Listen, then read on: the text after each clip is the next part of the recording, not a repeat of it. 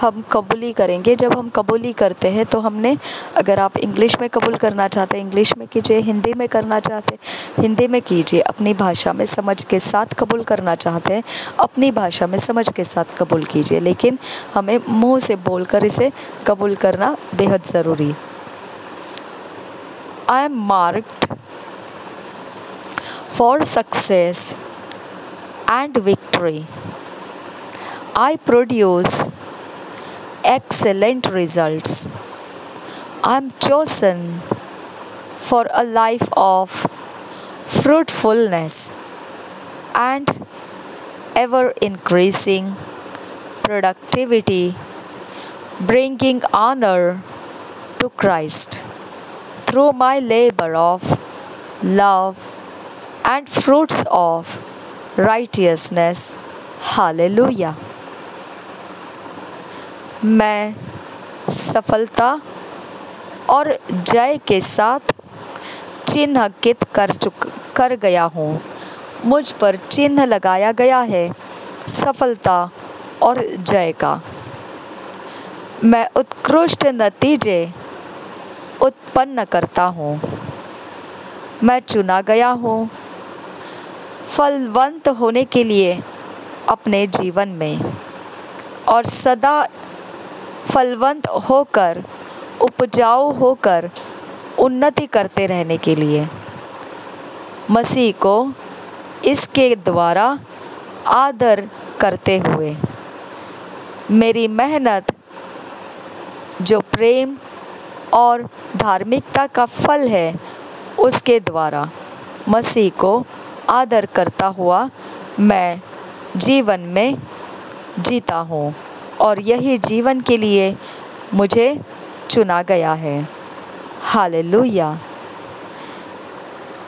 जब हम मनन करना है आज, तो मेडिटेट करने के लिए यिर्मयाह 17 चैप्टर 7 और 8 वचन मिलते हैं हमको, और सैम्स 92 चैप्टर 12 to 14 वर्स मिलते हैं। तो मनन करने के लिए आज जो वचन है यिर्मयाह के भविष्यवाणी की पुस्तक 17 अध्याय 7 और 8 वचन, भजन संहिता 92 अध्याय और उसका 12 से 14 वचन।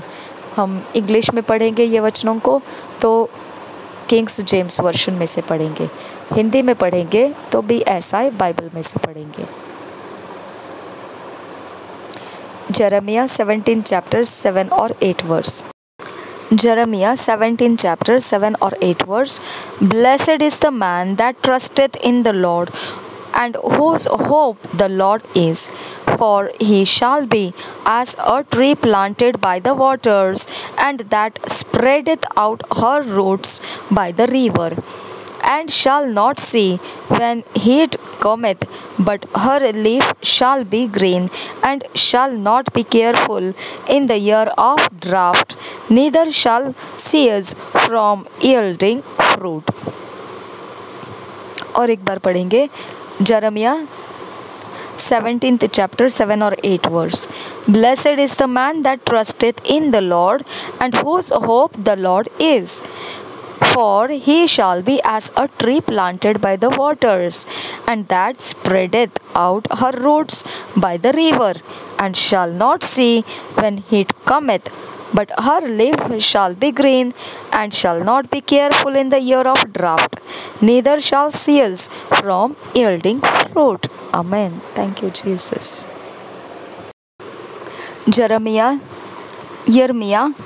यिर्मयाह के भविष्यवाणी 17 अध्याय 7 और 8 वचन। धन्य है वह पुरुष जो यहोवा पर भरोसा रखता है, जिसने परमेश्वर को अपना आधार माना हो। वह उस वृक्ष के समान होगा जो नदी के किनारे लगा हो और उसकी जड़ जल के पास फैली हो। जब धूप होगी तब उसको न लगेगी, उसके पत्ते हरे रहेंगे और सूखे वर्ष में भी उनके विषय में कुछ चिंता न होगी, क्योंकि वह तब भी फलता रहेगा। और एक बार पढ़ेंगे, धन्य है वह पुरुष जो यहोवा पर भरोसा रखता है, जिसने परमेश्वर को अपना आधार माना हो। वह उस वृक्ष के समान होगा जो नदी के किनारे लगा हो और उसकी जड़ जल के पास फैली हो। जब धूप होगी तब उसको न लगेगी, उसके पत्ते हरे रहेंगे और सूखे वर्ष में भी उनके विषय में कुछ चिंता न होगी, क्योंकि वह तब भी फलता रहेगा। आमीन। Psalms 92, 12 to 14 verse.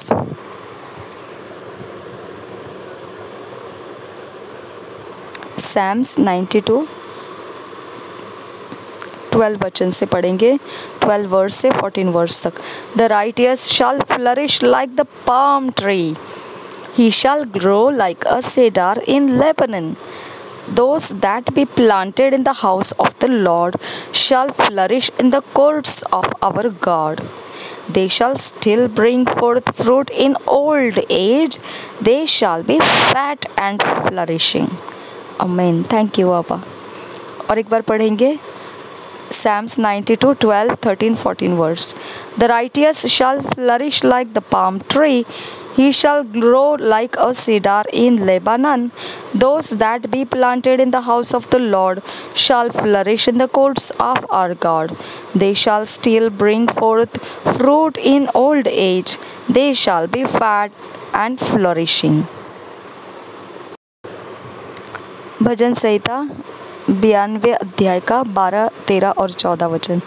धर्मी लोग खजूर के समान फूले फलेंगे और लबानोन के देवदार के समान बढ़ते रहेंगे। वे यहोवा के भवन में रोपे जाकर हमारे परमेश्वर के आंगनों में फूले फलेंगे। वे पुराने होने पर भी फलते रहेंगे और रस भरे और लहलहाते रहेंगे। हालेलुया। और एक बार पढ़ेंगे, धर्मी लोग खजूर के समान फूले फलेंगे और लबानोन के देवदार के समान बढ़ते रहेंगे। वे यहोवा के भवन में रोपे जाकर हमारे परमेश्वर के आंगनों में फूले फलेंगे। वे पुराने होने पर भी फलते रहेंगे और रस भरे और लहलहाते रहेंगे।